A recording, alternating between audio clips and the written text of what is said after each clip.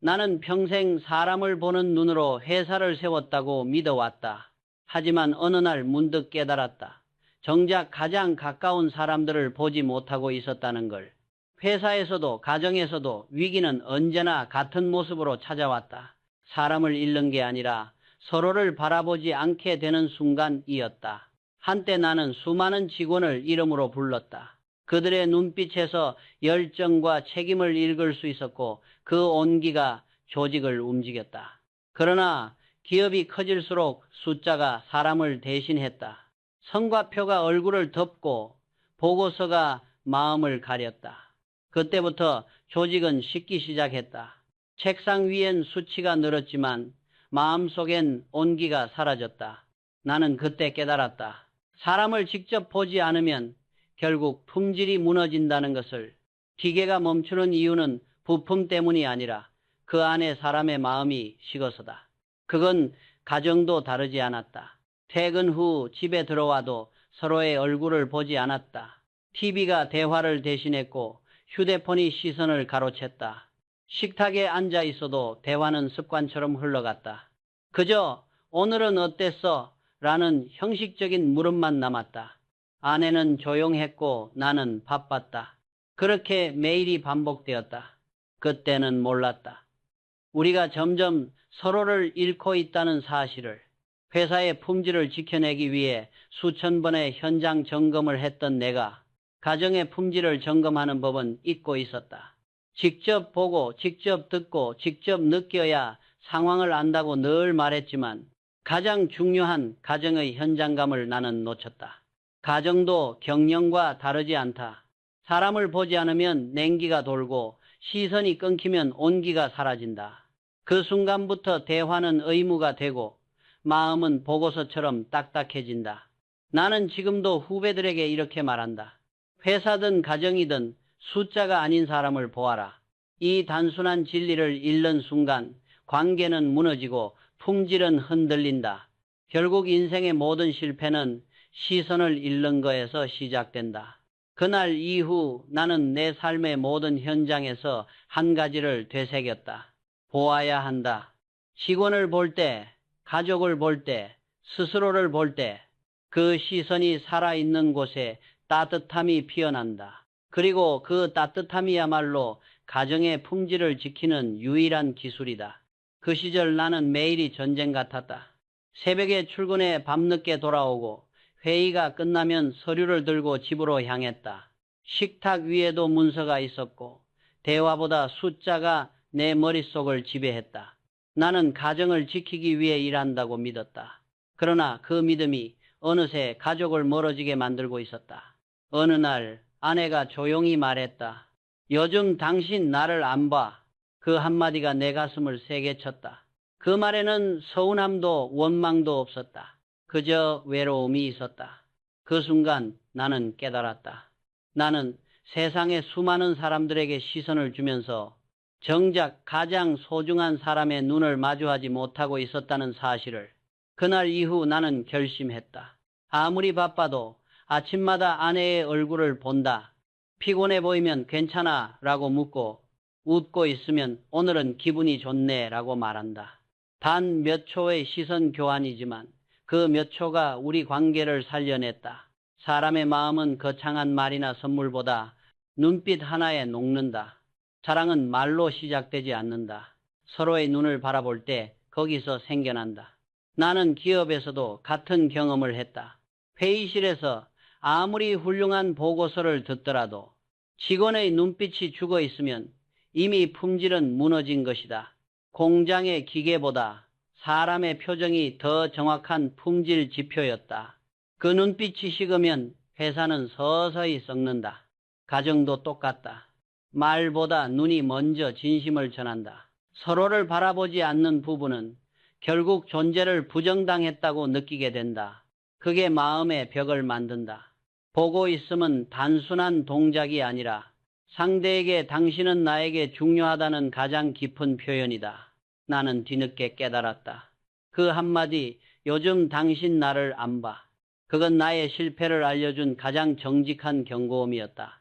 그날 이후 나는 숫자보다 사람을 문서보다 얼굴을 보기 시작했다. 그게 내가 배운 사랑의 경영 첫 번째 원칙이다. 나는 오랫동안 성공의 비밀을 큰 결정에서 찾았다. 그러나 세월이 흐르며 알게 되었다. 사람 사이의 관계든 회사의 품질이든 진짜 변화를 만드는 건 언제나 작은 습관이었다. 사랑도 다르지 않았다. 대단한 말, 값비싼 선물, 거창한 이벤트가 아니라 매일의 짧은 눈빛 교환, 따뜻한 손길, 그리고 마음을 담은 한 번의 응시에서 시작된다. 아내와의 관계도 그렇게 되살아났다. 서로의 눈을 바라보는 그 짧은 순간이 하루의 피로를 녹이고 마음의 문을 열었다. 아침에 잘 잤어? 하고 묻는 대신 그저 미소로 바라보는 일, 그게 가장 깊은 대화가 되었다. 나는 삼성의 공장에서 같은 원리를 보았다. 분량이 늘어날 때마다 나는 이렇게 말했다. 문제는 기계가 아니라 마음이다. 작업자의 마음이 식으면 품질은 무너진다. 가정도 똑같다. 대화가 끊겨서가 아니라 서로의 눈이 식어서 냉기가 돌기 시작한다. 사람은 눈으로 사랑을 느낀다. 그 눈이 나를 향하지 않을 때 우리는 존재를 부정당한 것처럼 느낀다. 그건 부부 사이뿐 아니라 부모와 자식, 친구, 동료 사이에서도 같다. 나는 어느 부인의 말을 잊지 못한다. 남편이 매일 집에 있는데 공기 같아요. 그 말은 내 마음을 찔렀다. 그녀의 남편은 존재하지만 느껴지지 않았다. 그건 이미 함께 사는 타인이 된 것이다. 그래서 나는 후배들에게 자주 말한다. 눈을 맞추는 시간은 보고서를 읽는 시간보다 더 중요하다. 말은 꾸며낼 수 있지만 눈은 진심을 숨길 수 없다. 그 눈빛 하나가 관계를 지탱하고 그 시선이 사라지는 순간 사랑도 식는다. 나는 지금도 매일 아침 거울을 보기 전에 먼저 아내의 얼굴을 본다. 그 작은 습관이 내 하루의 품질을 바꾼다. 가정의 품질은 결국 눈빛의 품질이다. 그 따뜻한 시선이 있는 집엔 언제나 봄이 머문다. 나는 수많은 부부들을 보았다. 같은 집에 살고 같은 밥을 먹고 같은 침대에서 잠을 자지만 서로를 느끼지 못하는 사람들. 그들은 존재하지만 이미 사라진 관계 속에 살고 있었다. 한 여인이 내게 이렇게 말했다. 남편이 매일 집에 있어요. 그런데 공기 같아요. 그 말은 내 가슴을 아프게 했다. 남편은 늘 곁에 있었지만 그녀는 그를 느낄 수 없었다. 존재는 있지만 온기가 없었다. 그것은 부재보다 더 깊은 고독이었다. 나는 그 말을 듣고 오래 생각했다. 존재하지만 느껴지지 않는 사람. 그건 이미 관계가 죽은 상태였다. 그들의 문제는 함께 있는 시간이 부족해서가 아니었다. 서로의 눈을 보지 않고 마음을 닫아버린 것이었다. 가정에서의 침묵은 처음엔 평화로 보인다. 하지만 그 침묵이 길어지면 그건 더 이상 평화가 아니라 단절이다. 사랑은 대화로 유지되는 게 아니라 서로를 바라보는 시선으로 숨쉰다. 나는 기업에서도 같은 현상을 봤다. 회의실 안에서 아무도 서로의 눈을 마주치지 않는 순간 그 조직은 이미 죽은 것이었다. 성과표는 올라가도 신뢰의 온도는 떨어진다. 함께 있음의 본질은 존재의 실감이다. 서로의 마음이 닿지 않으면 그건 협업이 아니라 병행일 뿐이다. 그래서 나는 늘 이렇게 말하곤 했다. 눈을 맞추는 시간은 보고서를 읽는 시간보다 더 중요하다. 눈빛 속에는 데이터보다 더 정확한 진심이 있다. 그 진심이 사라지는 순간 모든 관계는 흔들린다. 나는 아내와의 관계에서 그걸 배웠고 직원들과의 관계에서 다시 확인했다. 결국 모든 관계는 시선의 교환에서 시작해 마음의 연결로 완성된다. 만약 지금 당신이 누군가와 함께 살고 있다면 오늘 단 10초만이라도 그 사람의 눈을 바라보라. 말하지 않아도 된다. 그 눈빛 하나로 마음은 다시 이어진다. 사람은 말보다 눈에서 진심을 읽는다. 그 진심이 사라질 때 사랑도 식는다. 그러나 그 눈빛이 다시 만나면 식었던 마음도 다시 불붙는다. 존재하지만 느껴지지 않는 관계. 그건 함께 살지만 이미 멀어진 부부의 초상이다. 그러나 바라보는 용기를 되찾는 순간 그 관계는 다시 숨을 쉰다. 나는 수많은 남자들이 은퇴의 문턱에서 무너지는 것을 보았다. 그들은 일을 잃어서가 아니라 역할을 잃었기 때문이었다. 직장을 떠난 남자는 처음 며칠 동안은 웃는다. 이제 자유다. 그렇게 말하며 여유를 즐긴다. 하지만 몇 달이 지나면 그들의 얼굴은 달라진다. 더 이상 자신을 필요로 하는 곳이 없다는 허무함. 그것이 그들을 서서히 삼킨다. 가정에서도 똑같은 일이 벌어진다. 아내는 수십 년 동안 집을 지켜왔다. 그런데 은퇴한 남편이 하루 종일 집에 있게 되면 그 균형이 무너진다. 같이 있는 시간이 늘었는데 왜 더 멀게 느껴질까? 많은 부부가 그 질문 앞에서 고개를 숙인다. 나는 오래전부터 그 이유를 알았다. 그것은 단순히 시간의 문제가 아니라 역할의 부재였다. 사람은 누구나 자신이 쓸모 있다고 느낄 때 살아난다. 그런데 은퇴와 함께 그 감각이 사라지면 남자는 자신이 더 이상 세상에 기여하지 못한다고 느낀다. 그때부터 불안이 시작된다. 회사에서 중요한 결정을 내리던 사람도 가정에 들어오면 방향을 잃는다. 이제 무엇을 해야 하지? 그 물음에 답하지 못한 채 하루 종일 TV 앞에 앉거나 아내 곁을 맴돈다. 그건 사랑이 아니라 의존이다. 아내는 처음엔 받아주지만 곧 지치고 마음의 문을 닫는다. 나는 젊은 시절부터 은퇴 후의 삶을 준비했다. 왜냐하면 기업에도 사람에게도 두 번째 시스템이 필요하다는 걸 알았기 때문이다. 회사에 대체 시장이 있듯 인생에도 대체 역할이 있어야 한다. 그걸 만들지 못하면 삶의 구조는 쉽게 붕괴된다. 한 임원이 나에게 말했다. 회장님, 이제 매일 아내와 함께 있는데 이상하게 어색합니다. 예전엔 대화할 시간도 없다고 불평했는데 지금은 하루 종일 함께 있으니 무슨 말을 해야 할지 모르겠습니다. 나는 미소를 지으며 대답했다. 그건 일을 잃은 게 아니라 역할을 새로 설계하지 않았기 때문이네. 사람은 직책으로 사는 게 아니라 역할로 존재한다. 명함이 사라져도 역할은 새로 만들 수 있다. 그게 인생의 두 번째 경영이다. 일터에서의 리더십이 끝났다면 이제는 가정에서의 리더십을 새로 세워야 한다. 은퇴는 끝이 아니라 삶의 새로운 직무 재배치다. 그걸 깨닫지 못한 남자는 외로움에 무너지고 그걸 깨달은 사람은 다시 피어난다. 나는 평생 리더십이란 무엇인가를 고민했다.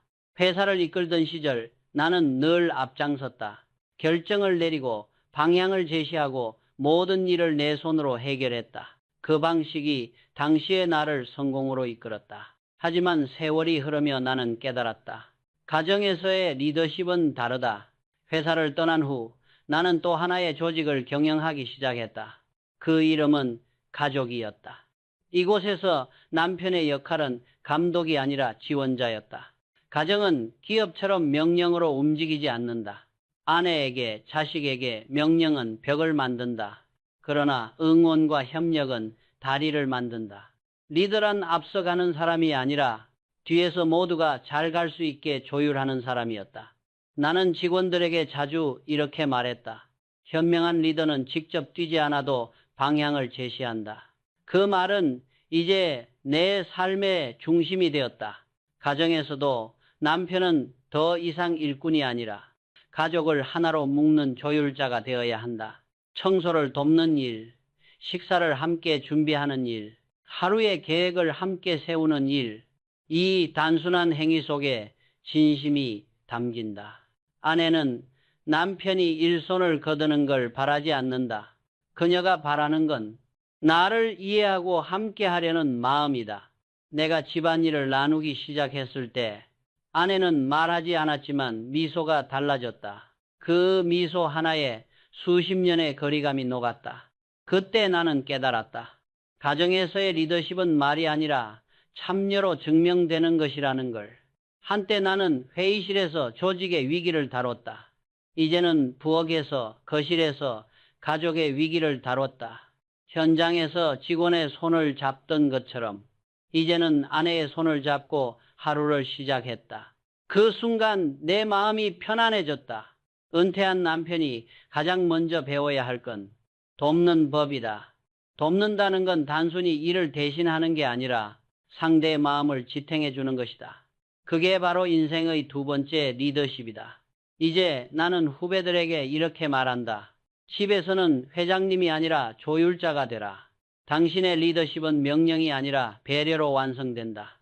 회사의 성공이 시스템의 품질에 달렸듯 가정의 평화는 마음의 품질에 달려있다.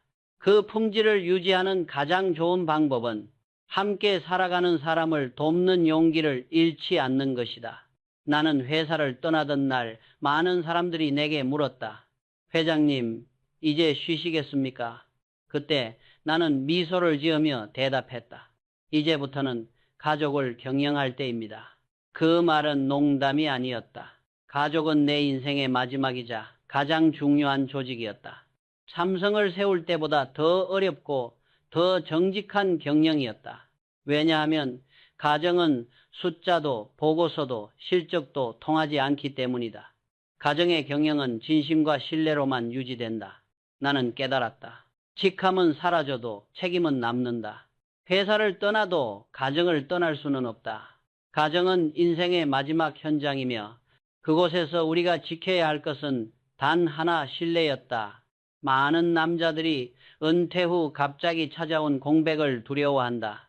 그러나 진짜 문제는 일이 아니라 마음의 방향을 잃는 것이다. 가정의 중심을 다시 세워야 하는 시기. 그때 필요한 건 리더의 태도가 아니라 감사의 마음이다. 나는 어느 날 아내에게 이렇게 말했다. 당신 덕분에 지금까지 버틸 수 있었소. 그 한마디가 수십 년의 거리감을 녹였다. 그 말은 단순한 예의가 아니라 그녀의 존재를 인정하는 감사의 선언이었다. 남편이 해야 할 일은 많지 않다. 단 한마디면 충분하다. 당신이 있었기에 내가 여기까지 왔다. 그 진심 어린 말이 가정을 다시 따뜻하게 만든다. 나는 평생 수많은 기업을 경영하며 위기 속에서도 회사를 지켜냈다. 그 경험을 돌아보니 가정도 결국 같은 원리였다. 위기를 막는 건 거대한 계획이 아니라 작은 신뢰의 반복이었다. 가족은 계약이 아니라 신뢰의 공동체다. 회사의 품질이 공정에서 결정되듯 가정의 품질은 매일의 태도에서 만들어진다. 함께 식사하고 눈을 마주치고 하루의 피로를 나누는 일. 그 단순한 순간들이 모여 가정을 지탱한다. 나는 이제 이렇게 믿는다. 가족은 인생의 마지막 회사다. 그 회사의 CEO는 남편도 아내도 아니다. 서로를 믿고 존중하는 두 사람의 신뢰가 그 회사를 이끌어간다. 나는 젊은 시절 고독을 두려워했다. 사람이 떠나고 일이 끝나면 남는 침묵이 무서웠다. 그러나 세월이 나에게 가르쳐준 진실은 단 하나였다. 고독은 피해야 할 적이 아니라 마주해야 할 스승이라는 것이다. 은퇴 후 나는 처음으로 시간을 마음껏 가질 수 있었다. 하지만 그 자유는 곧 공허함으로 변했다. 일이 없고 회의가 없고 전화가 울리지 않는 하루. 그 고요함 속에서 나는 낯선 불안을 느꼈다. 이제 나는 무엇으로 존재하는가? 그 질문이 내 마음 깊숙이 내려앉았다. 사람들은 흔히 말한다. 일을 잃으면 허무해진다. 하지만 나는 다르게 생각했다. 일을 잃은 게 아니라 자신과의 대화를 잃은 것이다. 우리는 늘 누군가와 이야기하며 살지만 가장 중요한 사람, 자기 자신과는 거의 대화하지 않는다. 나는 그 침묵 속에서 오히려 나 자신을 다시 만났다. 아무도 내게 지시하지 않고 아무도 내 판단을 기다리지 않는 시간. 그때 나는 비로소 내 마음의 목소리를 들었다. 그 목소리가 나에게 물었다. 이병철, 너는 왜 이 길을 택했는가? 그 물음 앞에서 나는 오래 침묵했다. 세상이 조용할수록 내 안의 진심은 선명해졌다. 그때 나는 깨달았다. 고독은 텅 빈 시간이 아니라 스스로를 다시 채우는 시간이었다. 그 시간 속에서 나는 나를 점검했고 내 삶의 품질을 확인했다. 젊을 때는 사람 속에서 행복을 찾는다. 그러나 나이가 들수록 혼자 있는 시간 속에서 평화를 배워야 한다. 고독을 피하려 하면 외로움이 되고 고독을 끌어안으면 성숙이 된다. 나는 그 고독 속에서 방향을 찾았고 그 결단이 오늘의 삼성을 만들었다. 인생도 같다. 가정이든 일터든 결국 사람은 혼자서 완성된다. 고독을 두려워하지 말라. 그 안에는 두려움이 아니라 평화와 자유가 있다. 그리고 그 자유 속에서 비로소 자신과 세상을 믿는 성숙한 마음이 자란다. 사람들은 종종 내게 물었다. 회장님은 혼자 계실 때 두렵지 않으셨습니까? 나는 미소를 지으며 대답했다. 두려웠습니다. 하지만 책임이 두려움보다 컸습니다. 나는 그때부터 믿었다. 고독은 책임이 있는 사람에게만 찾아오는 선물이라는 것을. 책임이 없는 사람은 외로움을 느끼지만 책임이 있는 사람은 고독 속에서 자신을 단련한다. 삼성상회를 세울 때도 전자산업에 뛰어들 결단을 내릴 때도 나는 수많은 밤을 혼자 보냈다. 그 어둠 속에서 내게 남은 것은 두려움과 결단뿐이었다. 그러나 나는 그 고독을 피하지 않았다. 그 시간은 나를 무너뜨리지 않았고 오히려 나를 단단하게 만들었다. 고독은 냉정하다. 그 침묵은 사람의 허영을 벗기고 진심만 남긴다. 그 앞에서 나는 내 욕심을 보았고 내 두려움을 마주했다. 그리고 조금씩 내려놓았다. 그게 바로 성숙의 시작이었다. 젊은 날에 나는 고독을 견디는 법을 몰랐다. 항상 사람 속에서 답을 찾으려 했다. 하지만 인생이 나를 가르쳤다. 진짜 답은 내 안의 침묵 속에 있었다. 고독은 냉정하지만 정직한 거울이다. 그 거울 속에서 나는 스스로에게 물었다. 너는 진정으로 이 일을 사랑하느냐? 그 물음에 그렇다고 대답할 수 있을 때 나는 어떤 위기 속에서도 흔들리지 않았다. 사람은 누구나 언젠가 혼자가 된다. 아이들이 떠나고 친구가 줄고 일터가 사라질 때 남는 것은 오직 자기 자신뿐이다. 그때 비로소 깨닫는다. 진짜 성숙은 혼자 있을 수 있는 힘이다.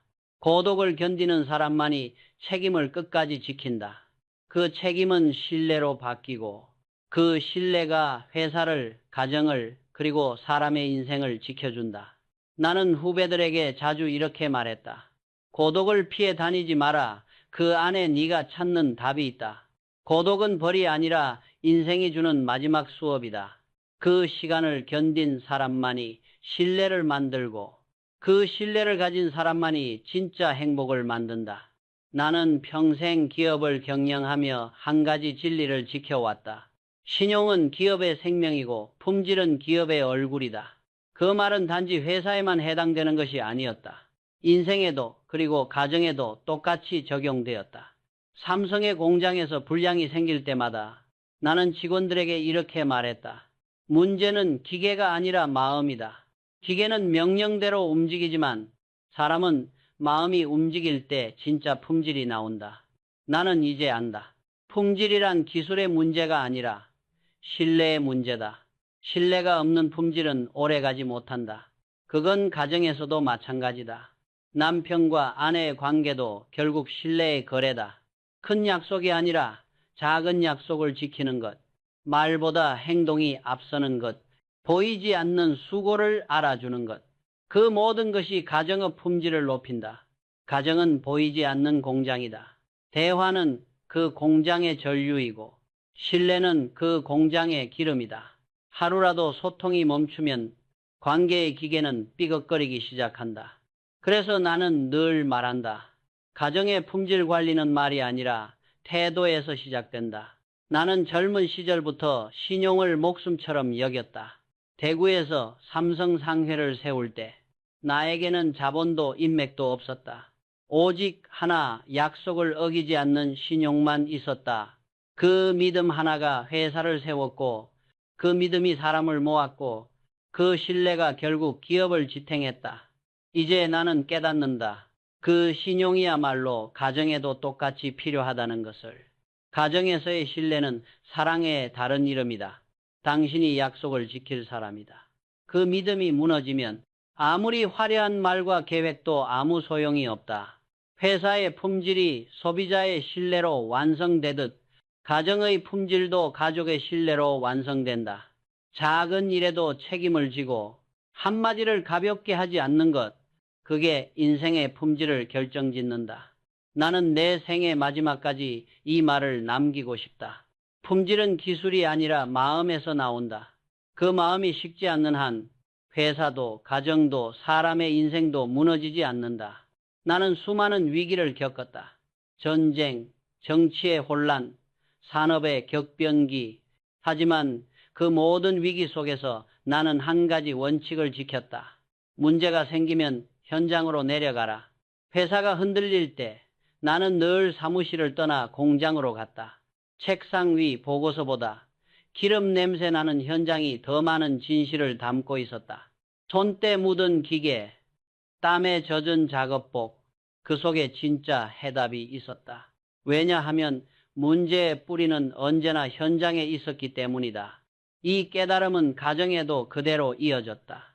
가정이 식어가고 대화가 끊기고 서로가 멀어졌다고 느낄 때, 그때 필요한 것은 새로운 말이나 선물이 아니었다. 그저 집으로 내려가는 일이었다. 밖에서 답을 찾으려 하면 그 답은 늘 늦게 오거나 결국 다른 길로 흘러간다. 하지만 집으로 돌아오면 아내의 얼굴, 가족의 눈빛, 아이의 숨결 속에서 문제의 근원이 선명히 드러난다. 그곳에 진짜 답이 있다. 나는 평생 사업보국 CEO 보국을 외쳤다.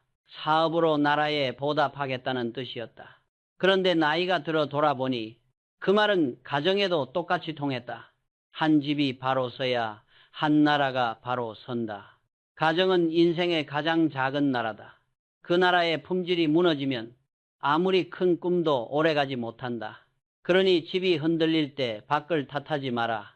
가장 먼저 해야 할 일은 다시 식탁에 앉아 서로의 얼굴을 바라보는 것이다. 회사의 시스템이 흔들리면 점검하듯 가정의 시스템이 흔들릴 때도 점검해야 한다. 대화가 줄었는가? 웃음이 사라졌는가? 서로의 눈빛이 피로해졌는가? 그걸 확인하는 순간 이미 절반의 답은 얻은 것이다. 나는 확신한다. 인생의 모든 위기에는 귀향의 순간이 있다. 결국 돌아가야 할 곳은 집이다. 가정은 우리가 세상과 싸우고 돌아왔을 때 마지막으로 마음을 복구할 수 있는 유일한 장소다. 나는 이제 후배들에게 이렇게 말한다. 회사가 어려우면 현장으로 가라. 인생이 어려우면 집으로 가라. 그곳에 늘 해답이 있었다. 그곳에 진짜 품질이, 진짜 사랑이 숨쉬고 있었다. 인생의 끝자락에서 나는 한 가지 결론에 이르렀다. 위기는 늘 오지만 품질과 신뢰는 절대 배신하지 않는다. 그건 내가 평생 걸어온 길의 요약이자 모든 경영과 관계의 핵심이었다. 젊은 날에 나는 위기를 두려워했다. 그러나 나이가 들며 알게 되었다. 위기는 적이 아니라 시험이었다. 그 시험 속에서 진짜 가치가 드러났다. 삼성이 세계적인 기업으로 성장할 수 있었던 이유도 최신 기술 때문이 아니었다. 끝까지 품질을 지키고 사람과 사람 사이의 신뢰를 지켜냈기 때문이다. 그 믿음이 회사의 뿌리가 되었고 그 신뢰가 세대를 넘어 기업을 지탱했다. 나는 종종 스스로에게 물었다. 오늘 너의 품질은 어떤가? 그건 제품의 품질이 아니라 내 태도와 마음의 품질을 묻는 질문이었다. 가정도 다르지 않다. 가족이 서로를 믿는가? 서로의 약속을 지키는가? 그 믿음이 바로 가정의 품질이다. 품질이 무너지면 신뢰도 무너진다. 신뢰가 무너지면 사랑도 사라진다. 나는 수많은 위기를 지나며 배웠다. 사람의 마음이 식지 않으면 어떤 시스템도 다시 돌아간다. 그러나 마음이 식으면 아무리 좋은 제도도 무너진다. 그래서 나는 내 생의 마지막까지 이 한마디를 남기고 싶다. 품질과 신뢰를 지키는 사람, 그가 진짜 강한 사람이다. 돈은 잃어도 다시 벌 수 있다. 지위는 내려가도 다시 오를 수 있다. 하지만 신뢰를 잃으면 그 사람의 인생은 다시 설 수 없다. 품질은 기술이 아니라 마음이다. 신뢰는 계약이 아니라 약속이다. 그 두 가지를 끝까지 지키는 사람만이 진정한 승자가 된다. 나는 내 인생을 돌아보며 이 단순한 진리를 믿는다. 위기는 언제나 온다. 그러나 품질과 신뢰는 절대 배신하지 않는다. 그걸 지키는 사람, 그가 바로 흔들리지 않는 인간이며 끝까지 품격을 잃지 않는 사람이다. 잃지 않는 사람이다. 잃지 않는 사람이다. 잃지 않는 사람이다.